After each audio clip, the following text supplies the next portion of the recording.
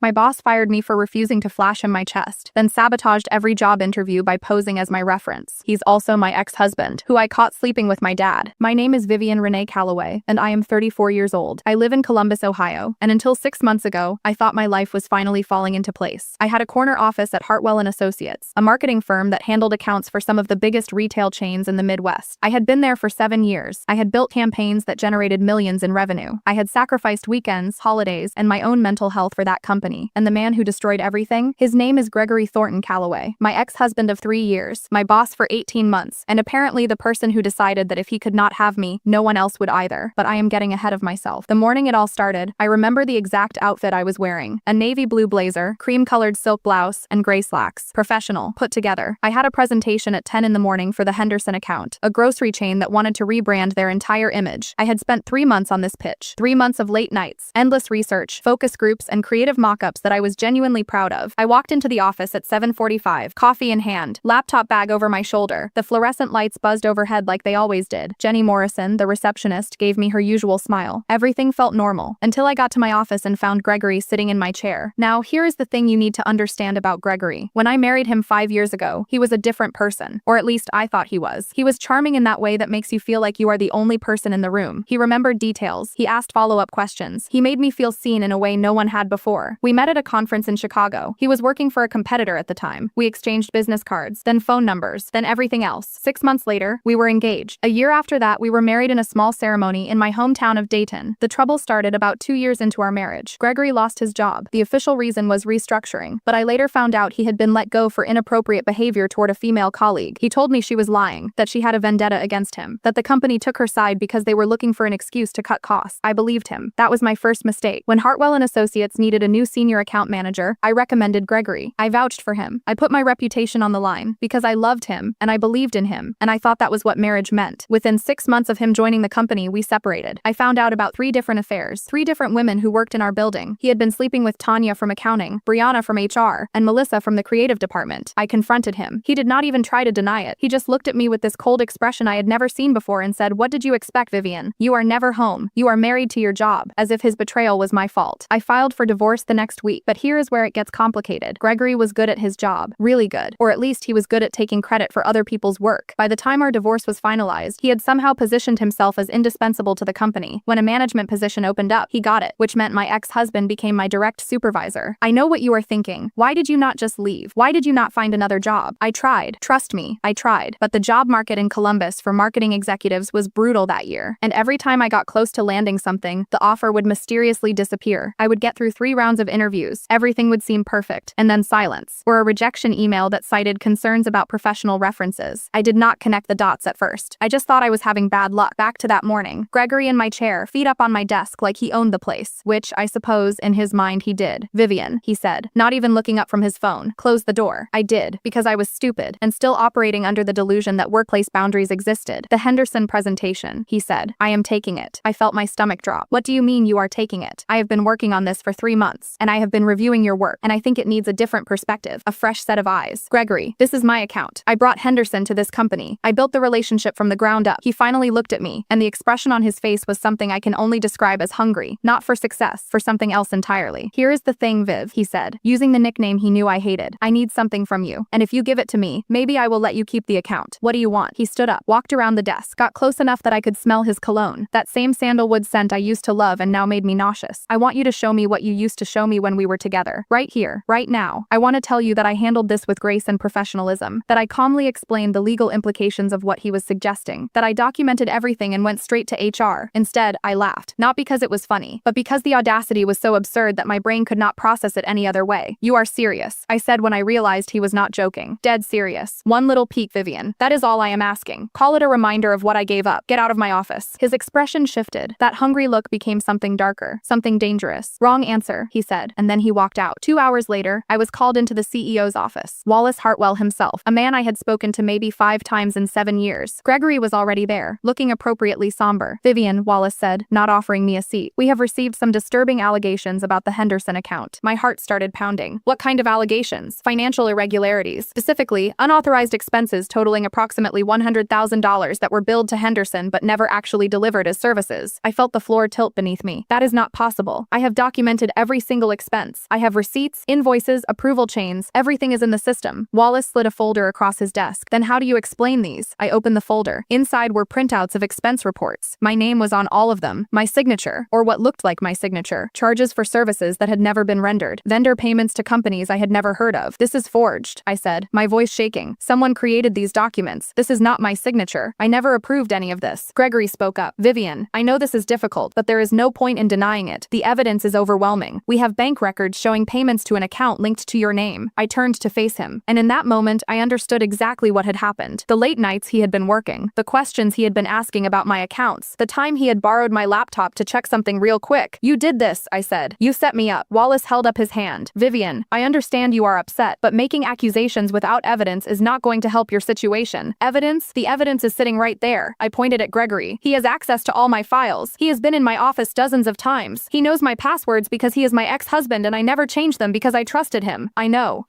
That was incredibly stupid of me. Wallace sighed. Vivian, we are not going to turn this into a personal matter. The facts are clear. We have given you every opportunity to succeed here, and this is how you repay us. Security will escort you out. You will receive your final paycheck minus any amounts owed to the company. If you attempt to contact any clients or employees, we will pursue legal action. And just like that, 7 years of my career was over. I remember walking through the office with a security guard on either side of me. I remember the looks from my coworkers, some pitying, some confused, some smug. I remember Gregory standing in the doorway of his office, watching me go, and I remember the small smile on his face, the satisfaction in his eyes. But that was not even the worst part. The worst part came 3 weeks later, when I finally scraped together enough emotional energy to start looking for a new job. I applied to 14 positions that first week. Entry-level, mid-level, senior positions. It did not matter. I just needed something. Anything. My savings were dwindling fast, and my unemployment claim was being contested by Hartwell and Associates on the grounds that I had been fired for cause. I got callbacks for 8 of those 14 applications. Not bad, right? My resume was solid. My portfolio was impressive. I had built real campaigns that had generated real results. The first interview was with a boutique agency downtown called Crestview Creative. Small team, good reputation. Seemed like a fresh start. The interview went great. The creative director, a woman named Pamela Russo, seemed genuinely impressed by my work. I have to say, Vivian, your portfolio is outstanding. The Henderson rebrand concept is exactly the kind of innovative thinking we need here. I did not mention that Henderson had been taken from me, that Gregory had presented my work as his own and received a standing ovation from the client, that the campaign was now running in stores across the Midwest with his name in the credit. Pamela told me she would check my references and get back to me within the week. 3 days later, I got a form letter rejection. After careful consideration, we have decided to move forward with other candidates. I did not think much of it. That is how job hunting goes. You win some, you lose some. The second interview was with Morrison & Blake, a mid-sized firm with offices in Cleveland and Cincinnati. 2 rounds of interviews, a skills assessment, a lunch meeting with the department head. We love what you bring to the table, Vivian, the hiring manager told me. We are going to move you to the final round. Just need to complete the reference check, and we should have an offer for you by Friday. I went home that night feeling hopeful for the first time in weeks. I bought a bottle of wine to celebrate. The rejection email came Thursday evening. Unfortunately, concerns have been raised during the reference verification process that we cannot ignore. We wish you the best in your future endeavors. That word, concerns. It stuck with me. I called the hiring manager the next morning, straight to voicemail. I emailed, no response. I drove to their office and asked to speak with someone, anyone, about what had happened. The receptionist told me to leave or she would call security. Same pattern with the 3rd interview, and the 4th, and the 5th. By the 8th rejection, I was starting to lose my mind. I knew something was wrong. This was not normal bad luck. This was sabotage. But I could not prove it. Every time I asked about the reference check, I got vague answers. We cannot disclose details. Our process is confidential. We recommend reviewing your professional contacts. It was my mother who finally figured it out. My mother, Patricia Calloway, is 71 years old and sharper than most people half her age. She was a paralegal for 35 years before she retired, and she has a nose for lies that would put a bloodhound to shame. Who did you list as references? She asked me one evening over dinner. I pulled out my phone and showed her. Jennifer Martinez, my former colleague. David Chen, my old team lead before Gregory took over. And the 3rd slot was blank because I had been struggling to think of anyone at Hartwell who would speak positively about me. Did you call them? Ask them what they said? I had not. It had not occurred to me that someone I trusted might be sabotaging me. I called Jennifer that night. Her phone went straight to voicemail. I texted her. No response. I checked her LinkedIn and saw that she had blocked me. Same with David. I went over to Jennifer's apartment the next day, rang the doorbell. She answered, saw it was me, and tried to close the door in my face. Jennifer, please. I just need to know what is happening. I cannot talk to you, Vivian. Why? What did I do? She looked at me with something like pity. I have a family to support. I cannot afford to get involved in whatever is going on between you and Gregory. What do you mean? What did he tell you? He told me what would happen if I gave you a positive reference. He has friends everywhere, Vivian. Everywhere. He knows people at every firm in the city. He said if I helped you, I would never work in this industry again. She closed the door. I stood there for a full 5 minutes, trying to process what she had just told me. Gregory Gregory was not just blocking my references, he was threatening them, controlling the narrative from the inside. But that was not all he was doing. I found out about the rest 3 weeks later, when I got a call from Bethany Monroe. Bethany was the HR director at Waterstone Media, a company I had applied to a month earlier. She was not supposed to be calling me. Miss Calloway, she said, I probably should not be doing this, but something is not sitting right with me, and I believe people deserve to know the truth. What do you mean? When we ran your reference check, we received a call from someone claiming to be a previous employer, a man named Gregory Thornton. He told us you had been terminated for embezzlement, that you were under investigation for fraud, that he was your former supervisor and could not in good conscience recommend you for any position. My blood ran cold. Gregory is my ex-husband. He was my supervisor, but only because I recommended him for the job in the first place. He fabricated fraud charges against me and had me fired. There was a long pause on the other end of the line. I suspected something like that, Bethany said. The way he spoke about you, there was too much emotion in it, too much pleasure. It did not sound professional. It sounded personal. Do you have a recording? Anything I could use as evidence? I am sorry, no. We do not record reference calls, but I can tell you this. He called from a number that was not on your reference list. We traced it back to a personal cell phone. He was not even using his work line, which meant he was tracking my applications. Somehow, he knew every company I applied to, every interview I went to, and he was calling them, pretending to be a professional reference, and destroying my chances before I even had a chance to compete. I thanked Bethany and hung up. Then I sat in my car in a parking lot for 2 hours, just staring at the steering wheel, trying to figure out how my life had gotten to this point. That night, I received the first letter. It arrived in a plain white envelope with no return address. Inside was a single sheet of paper, a rejection letter from Morrison & Blake, the company that had been so excited about me before the concerns emerged. At the bottom, in handwriting I recognized all too well, were the words souvenir number 1. Many more to come. I should have called the police. I know that now, but at the time I was so deep in shock and despair that I could not think straight. I just kept the letter and added it to the growing pile of evidence I was collecting. Over the next 3 months, I applied to 47 more positions. I got interviews for 31 of them. I was rejected from all 31, and after each rejection, another letter would arrive, sometimes with Gregory's handwriting, sometimes without, but always the message was clear. He was watching, he was controlling, and he was enjoying every single moment of my suffering. I moved back in with my mother because I could not afford my apartment anymore. I started working at a coffee shop to pay my bills. A marketing executive with 7 years of experience, 3 industry awards, and a master's degree from Ohio State, standing behind a counter making cappuccinos for $6.50 an hour plus tips. Gregory, meanwhile, was thriving. I checked his LinkedIn obsessively, even though I knew it was unhealthy. He had been promoted twice since I left. He was now vice president of client relations at Hartwell & Associates. The Henderson campaign had won a regional award. His name was on the trophy. My mother tried to talk me into fighting back. Sue him, she said. Get a lawyer. You have evidence of stalking, harassment, defamation. But lawyers cost money. Money I did not have. The few that offered free consultations told me the same thing. Difficult to prove, hard to win. Even if I did win, collecting damages from someone who could hide assets was nearly impossible. So I just kept existing, going through the motions. Waking up, going to work, coming home, going to sleep. Repeat. That was my life for 6 months. And then came the night that changed everything. It was a Tuesday in March. I was closing the coffee shop alone because my coworker had called in sick. The last customer left around 8:30, and I started the cleanup routine, wiping down tables, restocking cups, counting the register. At 9:15, the door opened. I did not look up. Sorry, we are closed, I said. I know, a voice replied. I am not here for coffee. I looked up, and standing in the doorway was a woman I had never seen before. She was about my age, maybe a little older. Dark hair, sharp features, expensive clothes that said she was not from around here. Can I help you? I asked, already reaching for my phone in case this was about to get weird. My name is Caroline Ashford, she said, and I believe we have someone in common. Someone I have been trying to destroy for the past 4 years. I blinked. Who? Gregory Thornton Calloway, your ex-husband, my ex-fiancé, and the man who ruined my sister's life so completely that she decided she did not want to live anymore. I felt the air leave my lungs. Your sister? Caroline nodded. She walked closer, pulled out a chair at one of the tables, and sat down without asking permission. My sister's name was Melody Ashford. She worked at Carrington Media in Detroit 4 years ago. Gregory was there too, working his way up like he always does. They had an affair. He told her he was going to leave his wife, promised her a future together. She believed him. He was married before me. He was married to a woman named Diana. I tracked her down last year. She was wife number 1. I was supposed to be wife number 2, but I caught him cheating before the wedding and called it off. You were wife number 3. I sat down across from her, my legs suddenly too weak to hold me up. What happened to your sister? Carolyn's jaw tightened. When Gregory was done with her, he spread rumors at her workplace, said she had been sexually aggressive with him, that she was unstable, that she had threatened him. She was fired, blacklisted from the industry, and when she could not find work, could not pay her bills, could not see a way forward, she did not finish the sentence. She did not have to. I am so sorry, I said, because what else can you say to something like that? I have spent 4 years gathering evidence, Carolyn said. Bank records, emails, testimony from people he has crossed, but I could never get enough to build a case. He is careful. He covers his tracks, and every time I get close, something goes wrong. So why are you here? Because I heard about what he is doing to you. The fake fraud charges, the reference calls, the rejection letters, and I thought maybe together we could finally bring him down. I should have been suspicious. A stranger showing up out of nowhere with a revenge plot should have said set off alarm bells, but I was so tired, so beaten down, so desperate for something to change, that I said yes without even thinking about it. What do you need from me? I asked. Caroline smiled. It was not a happy smile. It was the smile of someone who has been waiting a very long time for this moment. First, she said, I need you to tell me everything. Every detail about your marriage, your divorce, your time at Hartwell, everything he said, everything he did, everything you suspect but cannot prove. And then we are going to do to him what he has done to every woman he has ever touched. We are going to take away everything he cares about, his job, his reputation, his freedom. Over the next 2 hours, I told Caroline everything. The affairs, the way he manipulated me into recommending him for the job, the forged documents, the reference calls, the letters. She took notes, asked clarifying questions, cross-referenced details with her own research. By the time we were done, it was almost midnight. My feet ached from standing all day, but I felt more alive than I had in months. There is one more thing, Caroline said as she stood to leave. Something you might not know about Gregory. What? Before he married Diana, before he was engaged to me, before any of it, he had a relationship with someone else, someone older, someone whose family he had known his entire life. I felt a chill run down my spine. Who? Caroline hesitated. I was not sure whether to tell you this. It might not even be relevant, but given what happened to you, just tell me. Your father. Gregory had a relationship with your father, Richard, for almost 2 years. It ended badly, very badly, and I believe the reason Gregory targeted you in the first place was to get close to your family again. I remember the exact moment those words hit me. I remember the way the room seemed to spin, the way my hands went numb, the way my heart felt like it was being squeezed in a vice. That is not possible, I said. My father is straight. He has been married to my mother for 43 years. Caroline handed me a folder. Inside were photographs. Old photographs faded with time, but clear enough to see. Gregory and my father, together, in ways that left no room for interpretation. I am sorry, Caroline said. I know this is a lot to process. I threw up in the bathroom. I am not proud of that, but it is the truth. I threw up until there was nothing left, and then I sat on the cold tile floor and cried until I could not cry anymore. My father, my own father, had been with Gregory, and then, years later, Gregory had married me, his daughter. What kind of person does that? What kind of sick, twisted game was he playing? I went to my parents' house the next morning. My mother was in the kitchen making breakfast, same as always. My father was at the table reading the newspaper, same as always. I sat down across from him. He looked up, smiled. Good morning, sweetheart. You look tired. Long shift. I know about you and Gregory, I said. The smile disappeared. My mother turned around, spatula still in hand. What are you talking about? My father asked, but his voice had changed, gotten quieter, more careful. I put the folder on the table, the photographs, the evidence. Caroline Ashford showed me these last night. She has been investigating Gregory for years. She found everything. My father looked at the photograph. His face went pale. My mother set down the spatula and walked over, looked at the pictures, and I watched her expression shift from confusion to horror to something that looked a lot like understanding. How long have you known? I asked my mother. She sat down heavily. I suspected. For years, but your father always denied it, and I wanted to believe him. 43 years, I said. You have been married for 43 years, and you knew. I did not know about Gregory specifically. I knew there were others, men he was close to, but I never had proof, and asking felt like it would destroy everything. My father had not said a word. He just sat there, staring at the photographs like they were artifacts from someone else's life. When Gregory came into our lives, I continued, when I brought him home to meet you for the first time, did you already know each other? He finally looked up, and in his eyes, I saw guilt, deep rotting guilt that had been festering for decades. It was over, he said. Whatever we had, it ended years before you met him. I had no idea he was the one you were dating, until you brought him to dinner. And you did not think to warn me? What was I supposed to say? Do not date this man because I used to be with him in secret. I would have had to explain everything. Your mother, you, our entire life would have fallen apart. So instead, you let me marry him. You walked me down the aisle. You gave a toast at my wedding, and you never said a word. My father's eyes filled with tears. I thought it was fate giving me a chance to make things right. I thought maybe if I was supportive, if I was kind to him, he would treat you well, that we could all move forward. Move forward, I repeated. The words tasted like ash in my mouth. He destroyed my career. He is stalking me. He is making sure I never work in my field again. And you thought we could move forward. I stood up. My legs were shaking, but I forced myself to stay upright. I am done, I said. I am done with both of you. I am done with the lies, and the secrets, and the pretending. You are not my family anymore. You are just people I used to know. I walked out of that house, and did not look back. For 2 weeks, I did not speak to anyone. Not Caroline. Not my mother. Not anyone. I just went to work, came home, and sat in the darkness of my childhood bedroom, trying to make sense of everything I had learned. But eventually the anger won out. The need for justice. The need to see Gregory pay for everything he had done. I called Caroline. I am ready, I said. Tell me what I need to do. Caroline had been busy during my silence. She had tracked down 3 more women Gregory had victimized. Diana, his first wife, who was now living in Florida and had been waiting for someone to finally hold him accountable. A woman named Keisha Thompson, who had worked with him at Carrington Media and had been pushed out of her job after rejecting his advances. And a young marketing assistant named Emily Frost, who had just started at Hartwell & Associate and had already begun documenting his behavior. 5 women, 5 victims, and a mountain of evidence. We need one more thing, Caroline said when we all met for the first time at a hotel conference room she had rented. We need someone on the inside, someone who can access his files, his emails, his calendar, someone he trusts. I might know someone, I said, but I am not sure she will help. The someone was Tanya Morrison, the same Tanya from accounting, who Gregory had been sleeping with when we were married. The same Tanya I had despised for 3 years. But here's the thing about Tanya. I had been so focused on hating her that I never stopped to ask why she had done it. What had Gregory told her? What had he promised her? I found her contact information through a mutual acquaintance and sent her a message. To my surprise, she responded within an hour. We met at a diner on the outskirts of town. She looked different than I remembered. Thinner, more tired, less of the confident energy she used to project. I was not expecting to hear from you, she said as she slid into the booth across from me. I was not expecting to reach out, but things have changed. I heard about what happened, the fraud charges, getting fired. I am sorry, Vivian. I really am. Are you sorry for sleeping with my husband? She flinched. I deserved that. Yes, you did. There was a long silence. The waitress came by, took our orders, disappeared again. He told me you were divorcing, Tanya finally said. He said the marriage had been over for months, that you were just staying together for appearances. He said you had cheated on him first with David Chen, and that he had forgiven you but could not forget. None of that was true. I know that now. I figured it out about 6 months after you left. He started doing the same thing to me, isolating me from my friends, making me feel like I was the problem, taking credit for my work. I tried to leave, and he threatened to tell everyone at the company that I had been stealing from the expense accounts. The same playbook, the same manipulation, over and over again. What happened? I asked. I am still there, still working for him. He keeps me close because I know too much, and I stay because I am terrified of what he will do if I leave. I leaned forward. What if I told you there was a way out, a way to bring him down for good? Tanya's eyes widened. I am listening. The plan came together over the next 3 weeks. Tanya would copy files from Gregory's computer when he was out of the office. Emily would document every inappropriate comment, every boundary violation, every instance of credit taking. Diana and Keisha would provide historical testimony about his pattern of behavior. Caroline would handle the legal side, working with a lawyer she had found who specialized in workplace harassment cases. And I would be the face of it all, the one who went public, the one who told my story and dared Gregory to try to silence me again. We chose our moment carefully. Hartwell and Associates had a major shareholder meeting coming up. They were announcing a merger with a larger firm, a deal worth hundreds of millions of dollars. Gregory was supposed to give the keynote presentation, showcasing the success of the client relations department he had built on the backs of women he had destroyed. The night before the meeting, we leaked everything to 3 different journalists. Financial records showing he had embezzled money, not me. The forged documents he had created to frame me. Recordings Tanya had made of him threatening employees. Emails proving he had stolen credit for campaigns that were not his. And the photographs, the ones of him with my father, the ones that proved he had targeted me specifically as some kind of sick revenge or power play. The story broke at 6 in the morning. By 8, it was the top trending topic on social media. By 10, when Gregory walked into the shareholder meeting, he was met by police officers waiting to arrest him. I was not there to see it. I was watching from the coffee shop where I still worked, streaming the coverage on my phone while I made lattes for customers who had no idea what was happening. But I got updates from Caroline, minute-by-minute texts describing the chaos. He is trying to talk his way out, claiming it is all a misunderstanding. The shareholders are demanding answers. The merger is being put on hold. They are reading him his rights. He is in handcuffs. That last text came with a photo attachment. Gregory, in the back of a police car, his face contorted in rage. I saved that photo, printed it out, and put it in the folder with all the rejection letters he had sent me. The trial took 8 months. Gregory was charged with embezzlement, fraud, stalking, harassment, and a dozen other offenses. His lawyers tried every trick in the book. They claimed he was being targeted by vindictive ex-partners. They tried to paint me as the real criminal. They brought up the fake fraud charges like they were evidence of anything other than his own guilt. It did not work. The testimony was too overwhelming, the evidence too clear. Diana and Keisha and Emily and Tanya all took the stand and told their stories. I told mine. Even my father testified, though we still were not speaking. He confirmed the relationship, explained how it had started when Gregory was barely legal and he was in his 40s, how he had ended it when he realized how manipulative Gregory was, how he had lived with the guilt for decades. The jury deliberated for less than a day, guilty on all counts. Gregory was sentenced to 15 years in federal prison. His assets were seized to pay restitution to his victims. Hartwell and Associates fired him immediately and issued a public apology to me and everyone else he had wronged. I got my reputation back, got my career back. A firm in Chicago reached out after seeing the coverage and offered me a position as senior vice president of marketing. Better title, better pay, and about as far from Columbus as I could get without leaving the Midwest. But here is the part of the story you probably were not expecting. The part that still keeps me up at night sometimes. 6 months after Gregory was convicted, I got a letter. Not a rejection letter this time. A different kind of letter. It was from Gregory himself, written from prison. I almost threw it away without reading it, but something made me open it. Call it curiosity. Call it the need for closure. Call it whatever you want. The letter said, Vivian, I know you think you won, and maybe you did, but you should know that you were never the real target. You were just a means to an end. Your father took something from me that I can never get back, and I took something from him in return. His daughter's trust, his family's peace, his secret becoming public knowledge. You think this is over, but families like yours, they never recover from something like this. Every holiday, every birthday, every quiet moment, you will all be thinking about what I did, what your father did, how nothing will ever be the same. That is my victory. That is what I get to keep, even from in here. See you in 15 years. years. Gregory. I read that letter once, then I burned it. He was right about one thing. My family never recovered. My parents divorced a year later. My mother moved to Arizona to be closer to her sister. My father stayed in Ohio, alone, haunted by his choices. I see him sometimes. Holidays, mostly. We are polite to each other, careful, but the closeness we used to have is gone. What Gregory did not understand, though, is that his so-called victory did not actually hurt me the way he intended. Yes, I lost my naive belief that my family was perfect. Yes, I learned that the people who are supposed to protect you can sometimes be the ones who fail you the most, but I also learned that I am stronger than I ever knew, that there are people in this world who will fight beside you when things get dark, that justice is possible even when it seems impossible. And I learned that the best revenge is not destruction, it is living well. It is building something beautiful out of the wreckage someone else tried to leave behind. I am 40 now. I have a corner office at one of the best marketing firms in Chicago. I have a team of people who respect me. I have a life I am proud of. I also have a foundation, named after Melody Ashford, Caroline's sister. We help women who have been victims of workplace harassment and manipulation get back on their feet. Legal resources, job placement, counseling, whatever they need. Last year we helped over 300 women. Caroline is still one of my closest friends. She runs the foundation's legal department. We meet for dinner once a month and talk about everything except Gregory. He is irrelevant now. A footnote in our stories, not the main character. But there is one more thing I need to tell you. One more twist that I promised at the beginning. 2 weeks ago I got a phone call. Unknown number. Area code I did not recognize. I almost did not answer. Hello, is this Vivian Calloway? Who is asking? My name is Dr. Susan Wright. I am a physician at Riverbend Federal Correctional Institute. I am calling about Gregory Thornton. My blood went cold. What about him? He was found unresponsive in his cell this morning. We attempted resuscitation, but I am sorry to inform you that he did not survive. I sat down. Hard. How? I asked. The official cause is cardiac arrest. But between you and me, Ms. Calloway, he had been exhibiting signs of severe mental decline for months. Paranoia. Delusions. He was convinced that you were still out to get him, that you had people on the inside watching him. He barely slept, barely ate. I thought about what Caroline had told me once, about how manipulators like Gregory can never accept that their victims might actually win. That being powerless, being out of control, destroys them from the inside out. Why are you telling me this? I asked the doctor. Because he left a letter, addressed to you. We are required by law to forward it to the intended recipient. The letter arrived 3 days later. I have not opened it. I do not know if I ever will. Some people might think I should feel satisfied that Gregory dying alone in a prison cell, tormented by his own guilt and paranoia, is the ultimate poetic justice. Maybe it is. But mostly I just feel tired. Tired of carrying his weight around with me. Tired of having my story be defined by what he did. So I am putting this down here. All of it. Every detail. Every betrayal. Every moment of despair. And every small victory along the way. Not because I want sympathy. Not because I want praise. But because I know there is someone out there right now going through something similar. Someone who is being gaslit, manipulated, destroyed by a person who is supposed to love them. Someone who feels like there is no way out. No hope. No future. I am here to tell you that there is. It will not be easy. It will not be quick. There will be days when you want to give up. When the darkness feels overwhelming. But if you keep fighting, if you find your people, if you refuse to let them win, you will come out the other side. I promise you that. And to Gregory, wherever he ended up after leaving this world, I hope it was worth it. I hope the brief satisfaction you got from controlling women, from destroying lives, from playing your sick games, was worth everything you lost. Because in the end, you died alone, forgotten, unloved, and I am still here, living well. That is my revenge. That is my story. And it is finally, after all this time, mine to tell. But wait, there is still one thing I have not explained. One loose thread that has been bothering you probably since I first mentioned it. The letters. The rejection letters Gregory sent me as souvenirs. I kept every single one. For 6 months, I collected them, stored them in a shoebox under my bed, evidence of my own humiliation. After Gregory was arrested, I thought about burning them, about having some ceremonial moment where I destroyed the physical reminders of the worst time in my life, but I did not. Instead, I framed them, all 47 of them. They hang on the wall of my office now, in a massive grid that takes up nearly the entire space behind my desk. When clients come in for meetings, when job applicants sit across from me, when anyone asks about the strange art installation in the VP's office, I tell them the story. Every single time. These are rejection letters, I say. From every company that turned me down during the worst year of my life. My ex-husband sabotaged every application, pretended to be my reference, told them I was a thief and a liar. He wanted me to feel worthless. He wanted me to give up. I watch their faces as they process this. The shock, the sympathy, the gradual understanding. I keep them here as a reminder. I continue. Not of what he did to me, but of what I survived. Every single one of these letters represents a moment when I could have quit. A moment when the darkness could have won. And every single one of them represents me getting back up, sending another application, refusing to let him define my future. It is the most effective interview technique I have ever used. Candidates leave my office knowing exactly who I am and what I value. The ones who get it, who understand the importance of resilience and persistence, tend to do very well here. The ones who do not, well, they usually self-select out pretty quickly. But that is not the real reason I keep those letters. The real reason is that every morning, when I walk into my office, I see them, all 47, and I remember